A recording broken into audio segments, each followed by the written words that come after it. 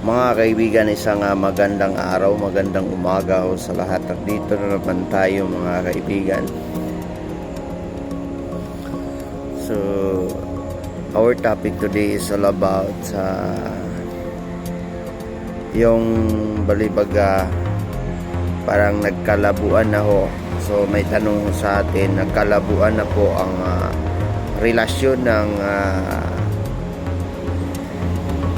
isang ina at saka isang ama ng kanyang anak, no? Ang tanong ay may tanong sa atin na kung saan pwede bang saan ba yung bata mananatili or gustong makasama. So ganito yan mga kaibigan, under our law here in the Philippines. No? In the first place, I am not a lawyer here. At the same time, we are sharing only for our little bit of knowledge regarding about law.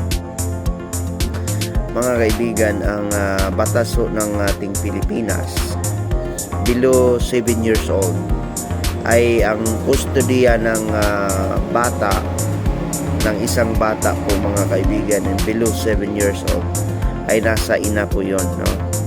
Dili na siya sa papa, meaning if hindi makakasama sa kanyang development sa isang bata, dito gid na siya sa iyang mama.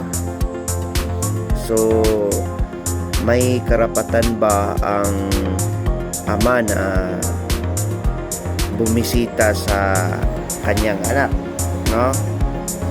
So ang sagot, mayroon ho. May karapatan po ang bawat ama na bisitahin ang kanyang anak. Kung ipinagkait ng isang ina ang pagbisita ng kanyang anak, pwedeng dumulog or no? Pwedeng magtanong sa kanilang abogado or dumulog sa local na DSWD, no?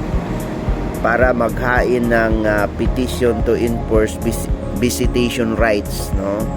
Yan po ang anuhin ninyo mga kaibigan. So I am straight to the line to answer that kinds of questions, which is kailangan po ng isang tao yan, no? In the first place, I am sharing here, which is a little bit of knowledge. If you have